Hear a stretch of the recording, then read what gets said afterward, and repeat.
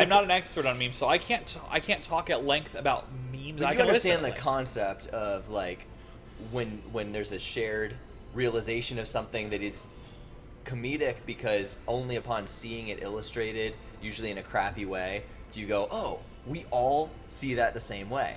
That's like the new language of intelligence of Gen Z that I was talking about last week. Well, we could talk about that in relation to also to how we see, because we're all air breathers, how we all see water as having a surface, but There we gas go. is It's not tying having a in. surface. Bring it home, buddy. Do it. And then you realize, oh no, gas can have a surface. In fact, if you're underwater and you look up, that's the surface of the air. You know, you can. There's nothing to say that water owns that surface on both sides of it. It's just a barrier. It's a barrier between two different states, two different substances. But there's nothing to say that one of those substances owns that barrier and the other one doesn't. Right. Thing-ness, man. It's the biggest deception that we all buy into. Obviously for functional purposes, but if you want to get spiritual and philosophical, you got to throw out that illusion that everything has a beginning and end point, physically speaking. I mean, as people, we define things, we categorize things. That's how we think. I think, yeah. We can't function without it. Right. We are linguistic. That is why I think to give it a scriptural analogy, the idea of the word, right? In the beginning was the word. The word was not only was with God, but was God. Like that's the idea that's what sparked to the world, like the physical world, is pretty telling, I think, of what the ancient writers understood about what humanity is doing versus what a realm outside of time and space, how that would potentially operate. Yeah. That's kind of crapshooting, but yeah, that's the way I see it.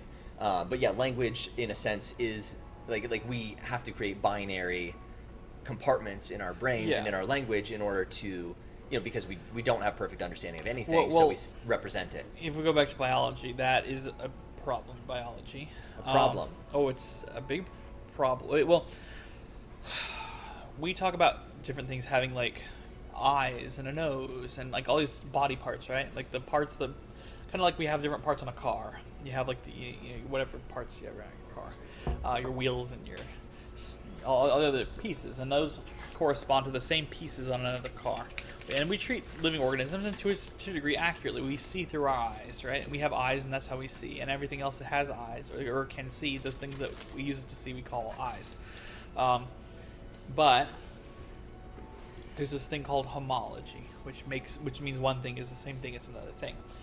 I like that. That gets really fuzzy though in certain areas, like structures like teeth and across animals, not just people, and all kinds of, but some things for people too.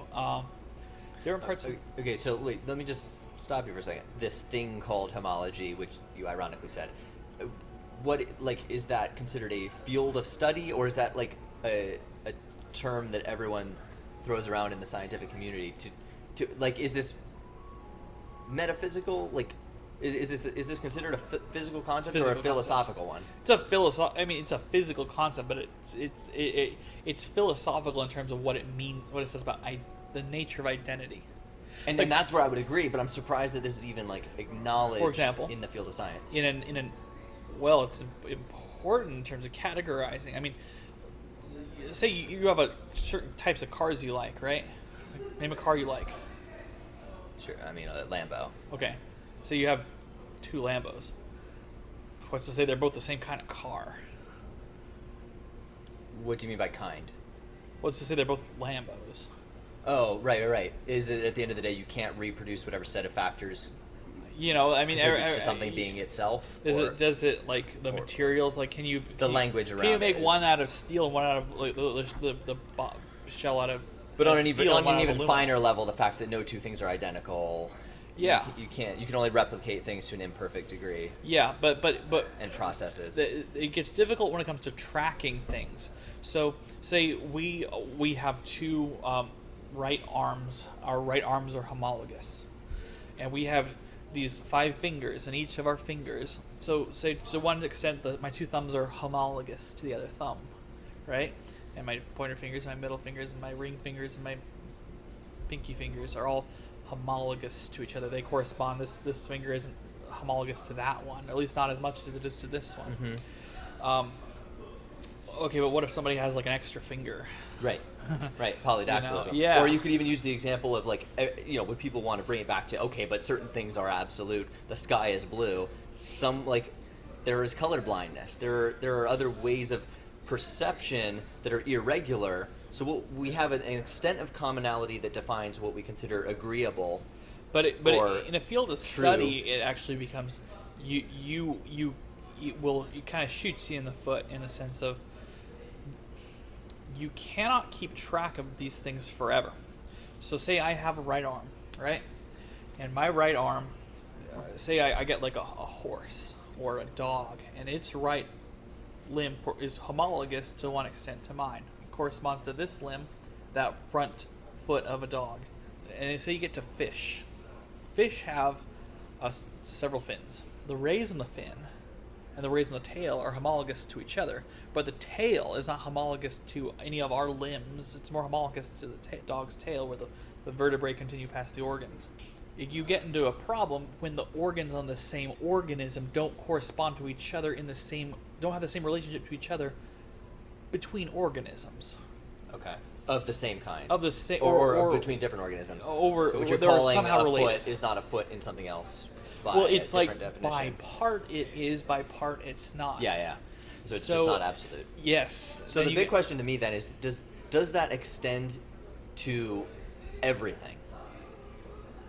Probably to some degree, yeah. Yeah, I think so. And even like geometric concepts, I think. Yeah. I don't think that you can... There's a part where it comes down to a time where people compartmentalize necessarily because that's how they think, but there's a point where you cannot... where compartmentalization will eat you alive, sort of. Right. And refusing to assent to anything that's more or less agreed upon. Then you're just denying your humanity. You can not just denying your humanity.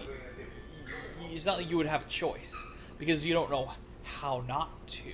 It's the only thing you can do. But I could write an explanation of why there's no proving that a certain square ever truly has four sides, or I think it can be done. But you can't do it without compartmentalizing. I mean, even how we write, we compartmentalize things into words and ideas.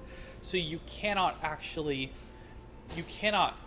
evenly flow through any idea ever. It's not humanly possible. That's the only way people know is how to compartmentalize ideas. The idea of a square, as opposed as a distinct thing from a circle. Like numbers is a funny one too, because we only know what a number is in reference to the perception of objects. Yeah, we can only say one of this. There's no just one. One is not itself a thing. Yeah, it's always like crazy. It's abstract. Crazy. I know. Math. I remember when I realized that. I was like, there's no such thing as just one exactly. At least not that I could point to. There's one of stuff. People are like, dude, you're high. Go home, but don't drive. No, I'm just like this. Yeah. So anyway, I do this a lot. I get in thought. I'll think of the same thing from several different perspectives. I try to anyway. Good practice. Let me think. How would I put this? The multiple alternative approaches to categorizing. Can you explain the concept without an illustration? Probably not. It's a metaphysical question. Nope. That's all we've been talking about. No, you can't. But I can just throw it out there and say them. Just take it and run with it. Try to think of the same thing in multiple different categories, and you will. Art. How I do art. When I draw a person, I can draw a person thinking of the person in a technical sense, like their body and the parts of their body and like the jaw and I think about the head and the jaw bones and how the jaw bones are related to the jaw bones on another animal and so down the line. Think of the person in that technical sense. Or if I'm drawing a person, as a caricature, I'm obviously thinking of the same parts of the face in a completely different way. I'm not breaking down like this muscle and that muscle and this tooth. I'm drawing like somebody doing a smile. I'm drawing how the smile looks, all shiny. Like if you see like some of the little capturing the essence as it appears from a certain perspective. Yeah, but I'm thinking hard about it. I'm just not. I don't care which tooth is which. Yeah. I'm not talking about the incisors or how many molars they have. You know, I mean, like. Show me an example. Yeah. This little drawing right here. I did. How well do you think that fits like a human skull? Or like, I mean, look at the I mean, teeth. it probably does, because from a certain perceptive angle, you are integrating the knowledge of skull and what that is without ever even having heard of a skull potentially. So yes, it to a is, degree, but it if doesn't I'm need thinking to about incorporate language. that, if I'm actually treating this animal like I can never. This is not a scientific illustration of a human head. Right. It's useless, Right. useless, and that purpose. But I could draw that. Yeah. I can draw like. No, I opened that folder instead. This one, going to draw something like this, I am using an entirely different, like almost entirely different mode of Hold it up to the categorizing camera. things, because I'm thinking about it in relation to like a bird's head or a crocodile's head or a human's head or a lizard's head. Like, I'm not just thinking about it in terms of this dinosaur head. I'm thinking of it in comparative terms too, to draw out certain things. For example, you'll see this little thing runs along the lips, right? Where'd I get that idea from? From a bird, Yeah. a bird's head. But with this, you know, I am not. That's not my concern. I'm not concerned that like her teeth. I thought this looks very nice and shiny, right? Yeah. Looks kind of aesthetically pleasing, I thought, but not never as like a scientific illustration of teeth. It's like a block. Right. It's completely useless. Dude, the fact that you can do both animation style drawings and scientific drawings, you're a hell of an artist. I gotta give that to you. Sometimes people are like get mad and be like, "Hey, that's not your style." It's a thing, and you're like, "Shut up." Yeah, they put you in a box. Yeah. And they put themselves in boxes too. It's not like they can't do the same thing. Don't we all? Yes. Let's get out of here. Yep.